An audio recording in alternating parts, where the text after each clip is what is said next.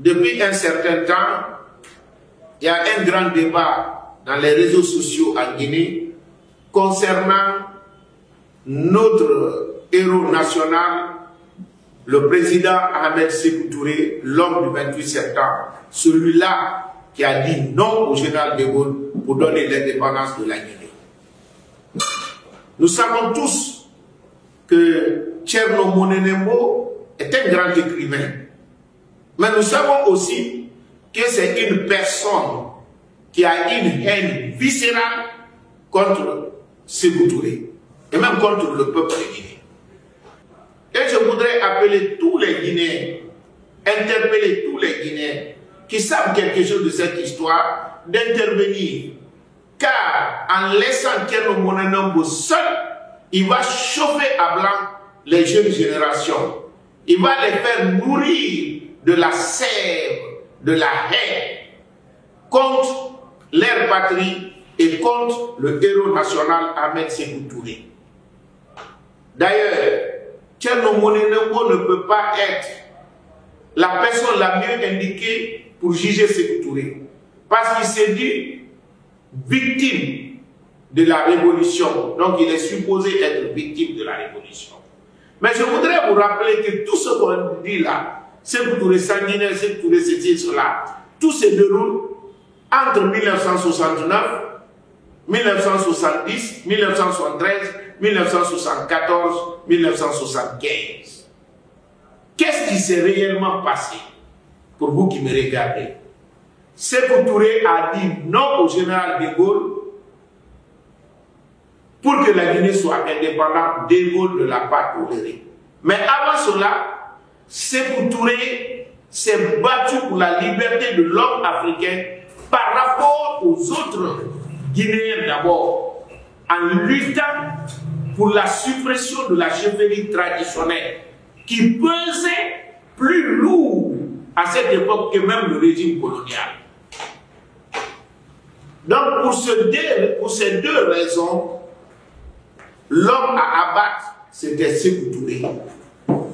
C'est en ce moment que d'autres Guinéens vont s'aligner derrière l'impérialisme français et ses collaborateurs pour détruire la révolution guinéenne et détruire Ahmed Sékou Touré. En 1970, ils organisent un débarquement à Conakry. En quelques heures, il y a eu 300 paisibles citoyens guinéens ont été massacrés pendant le mois saint de Ramadan. Et comme Sékou Touré a dit, les Guinéens ont défendu la révolution et Dieu a sauvé la révolution. Tous les Guinéens, je dis tous les Guinéens, à l'unisson, dans les PRL, ont décidé que tous les collaborateurs, les mercenaires, soient exécutés. C'est une décision qui a été prise dans toutes les instances du parti à cette époque-là. C'est en ce moment, certains ont été pris, arrêtés, jugés, condamnés et exécutés.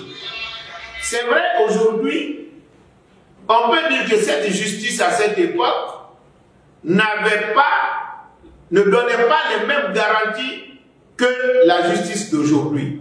Mais autre temps, autre mère.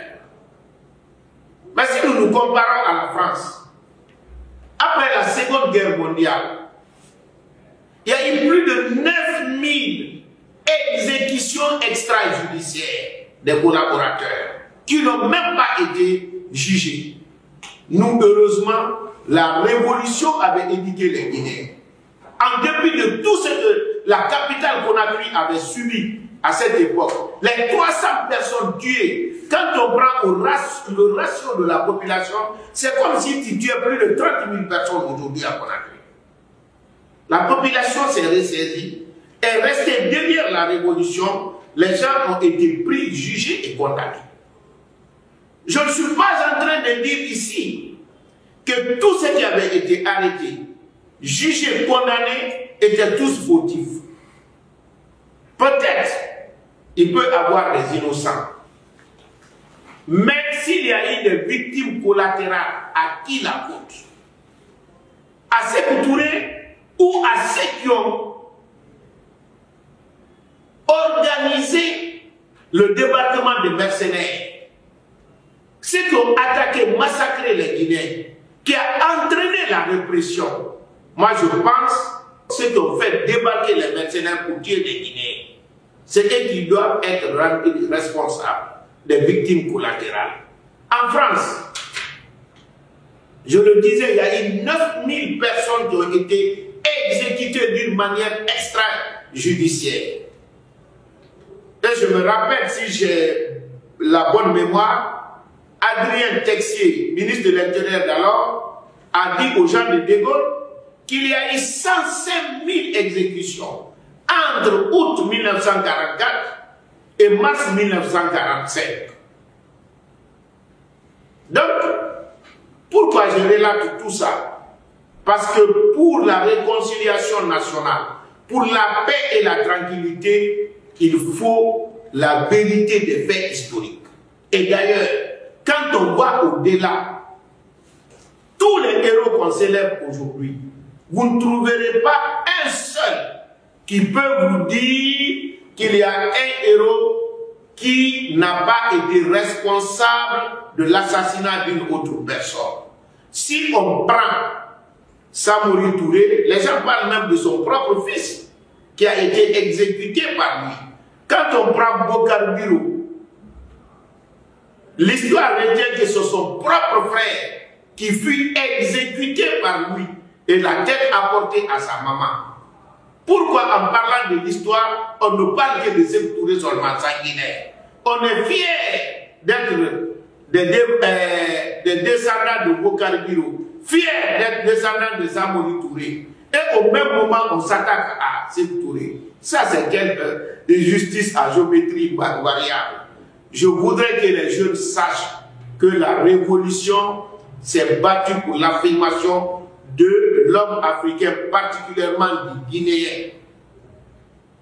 Et s'il y a eu des victimes, ce sont des victimes collatérales qui ne dépendaient pas forcément de la volonté de la révolution et de Ahmed Sékou Touré. D'ailleurs, vous remarquerez que certaines personnes pour lesquelles on est en train de se battre aujourd'hui, qui ont été victimes de la révolution, ils ont été tous associés à cette révolution et à même cette condamnation. Quand je prends M. Diallo Telli par exemple, de 1972, je crois jusqu'à 1976, il était ministre de la Justice. On ne peut pas mettre au compte de Sékou Touré tout ce qui s'est passé pendant cette période et on rend irresponsable son ministre de la Justice. Ça, c'est quelle façon de juger? Je voudrais que les jeunes soient très intelligents et qu'ils ne se laissent pas manipuler et instrumentaliser par des personnes qui ont la haine dans leur cœur,